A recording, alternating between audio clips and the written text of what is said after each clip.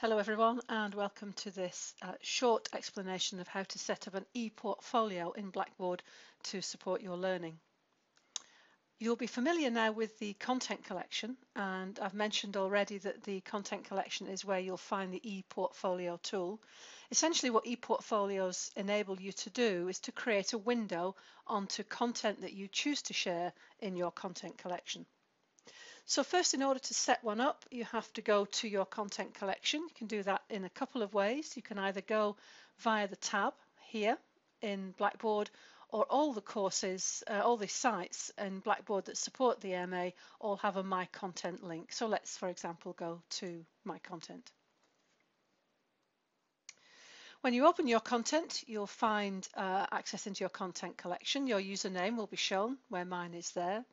And on the left-hand side, you'll be able to see an area that says Jump To. Underneath it, it says Jump to My Portfolios. It may or may not be open. If it's not open, simply open it like that.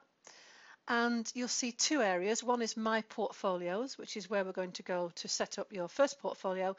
And the second is your received portfolios, because the thing about portfolios is that we can share them with each other and anyone outside of UE or Blackboard as well. For now, let's go to My Portfolios to set up your first one. Simply click on My Portfolios and you'll see that already I've set up a number. But let's look at starting a basic portfolio from the beginning. Simply click on Create Basic Portfolio. Get exactly the same sort of screen that you always do in Blackboard, so you have to decide on a title. Let's call it Simulations and Roleplay. You can put a description in here if you wish to. And you can even put some learning goals in if you wish to do that. The portfolio will have a menu that looks very much like the menu on the left-hand side of a Blackboard course or Blackboard site, and you can decide what colour you want it to be. What colour would you like the background to be? Let's say you'd like it to be bright red. And what colour would you like the writing to be? Let's say you'd like that to be black or very deep red. Apply that and so on. You can decide whether you want to make your portfolio available or not, and so you can share it with other users at this point. You don't actually, and no one can actually see your portfolio unless you do share it. So at this stage, you're not actually sharing it. You're simply making it available for future shares. So it's up to you. Generally, it defaults to yes. And also, do you want shared comments? Do you want to allow portfolio users to view and add comments? Again, it's probably better to leave this as shared, because you'll only be sharing these assessed portfolios with tutors on the course. So by its own nature, it's self-limiting. So simply click on Submit. Unfortunately, that's off this screen, but you'll know where the Submit button is. And then you'll see that you have a Simulations and Roleplay portfolio created.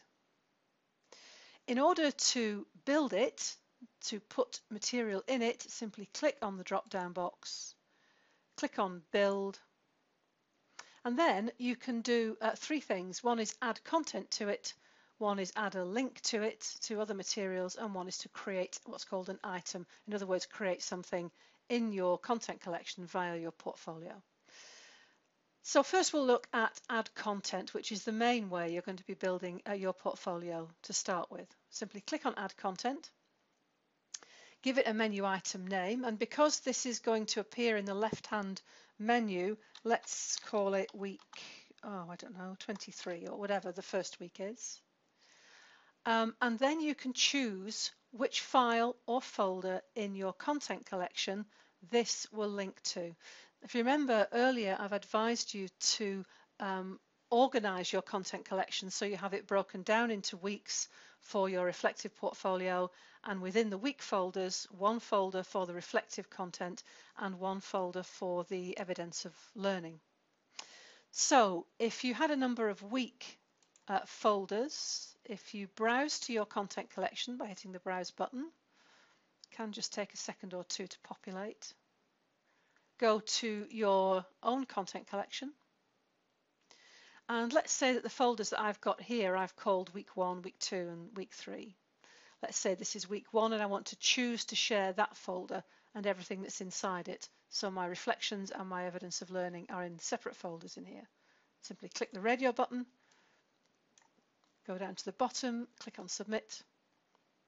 It warns you that making this selection will give explicit read permissions for the item to people that you share the portfolio with, but that's the point anyway. So we click on OK. And there you can see that it's made that connection. Don't worry about that, that's content collection speak. You want to make it available or not just at the moment, so actually you can build your portfolio to share with us if you'd like to get some comments back from tutors as time goes on, and some parts of it, some areas of content you might not want us to see yet, and if you didn't, then you would simply click on no here, but we'll leave it on yes for now. Go over here, again off screen, sorry about this, click on submit, but you all know where the submit button is, and you can see that that's your portfolio simulations and role play has got that one item in it. To see what that looks like, simply go back to my portfolios either here or in the breadcrumbs. And if I now click on the simulations and role play portfolio, you'll see on the left hand side, hideous colour of menu, but you'll see on the left hand side there's a week 23 link, and actually it's defaulted to that link because it's the only one there. It's opened the folder that I called EHPP risk files, and it's shown the folders that are inside it. If I had a folder in here for reflections and a folder in here for evidence of learning, I would just click on that folder and then the individual documents that are inside that folder are shown. And that really is all there is to it in terms of setting up your portfolio. I'll leave it there for now, and then in later weeks, if you do need a bit more guidance on using different aspects of the portfolios, then we can cover those. But for now, that gives you the basic understanding of how portfolios work. Again, in a little while, I'll describe how to share them, but for now, just concentrate on creating your portfolios. Okay, thanks a lot.